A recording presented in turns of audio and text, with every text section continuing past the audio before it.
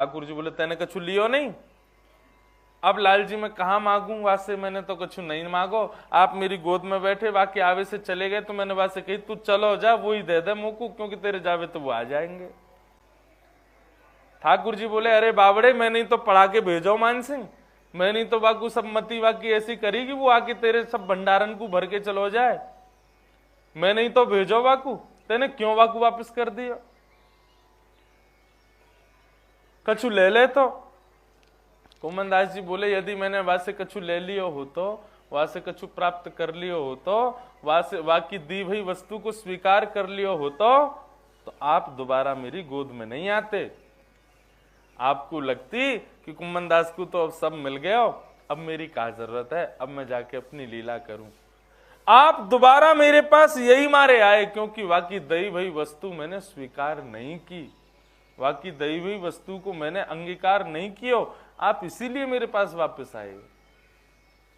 और ठाकुर जी हमारे लिए तो सर्वधन सर्व सुख सर्व सब कुछ आप ही हो, और क्या मांगे हम आपसे।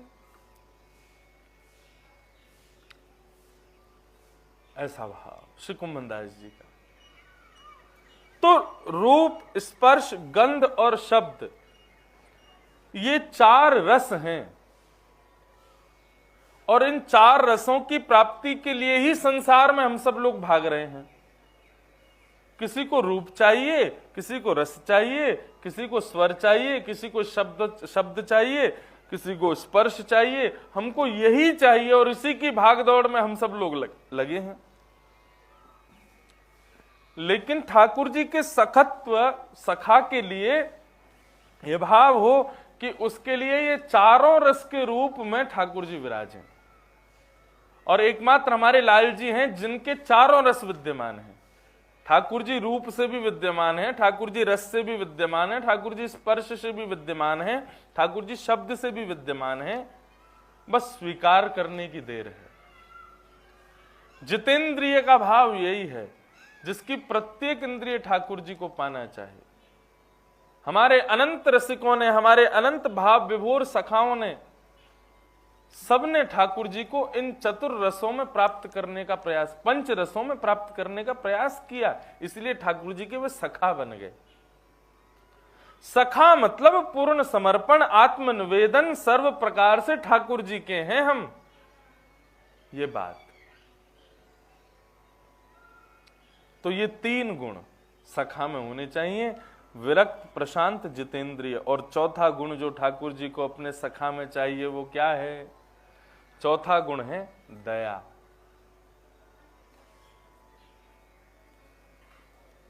सबके श्रुहृदः सर्वदेही नाम कारुणिका, सब पर दया करे, सब पर करुणा करे, सबके प्रति प्रिय भाव रखे, ऐसा हृदय वाला ठाकुर जी कहते हैं वो मेरा सखा है। ऐसे हृदय से जो युक्त है ठाकुर जी उसको अपना सखत्व प्रदान करते हैं, जो सबके प्रति दया भाव रखे। और इसमें तो नामदेव जी से ऊंचा तो कोई और नाम याद आता ही नहीं। कैसी दया उनके भीतर, जो कुकर के पीछे घी का डिब्बा लेके भाग रहे हैं कि अरे विठलनाथ सूखी रोटी मत खाइयो, नेक रुक जा, नेक मुझको घी तो चुपड़न दे। रोटी बना रहे थे, इतने में ही कुत्ता लेके भाग गया, तो पीछे भागे उसके। हम लोग होते तो डंडा लेके भागते, लेकिन श्री नामदेव जी उसके पीछे घी का डिब्बा लेके भाग रहे हैं। अरे विठलनाथ सूखी रोटी मत खाइयो, अरे विठलनाथ तुम्हारे मुखमंडल में आनंद नहीं आवेगो, गले में इर्ज जावेगी सूखी रोटी, ने घी तो लगान दो। घी का डिब्बा लेके कुत्ते के पीछे भागे तो कुकर में से श्री पंडरीनाथ भगवान प्रकट हो गए। पंडरीनाथ भगवान बोले आपने हमको यहां भी पहचान लिया? तो बोले आप नहीं हो कुकर में, सर्व जगह हो आप। सब पर दया करे, और इस भाव से करे कि सब घट में ठाकुर जी हैं। हम लोग सुबह स्नान करने के बाद में अपने स्नानीय वस्त्रों को भी यदि ऐसे ही पैर से उठा के फेंक देते हैं, या जिससे अंग का प्रक्षालन किया, जिससे अंग को पहुंचा, उसको भी यथावता कहीं फेंक देते हैं ना, तो वहां पर भी दया लेश हो जाती है। उस पर भी दया का भाव रखो, सदा दया में रहो, सब पर दया करो। ऐसा दयावंत बन के रहो कि ठाकुर जी को तुम प्रिय हो। क्योंकि श्रीमद् भागवत में भगवान ने अपना नाम द्रौपदी को दिया केवल एक भाव की वजह से, क्योंकि द्रौपदी के भीतर दया है। ये भी भगवान की सखी है।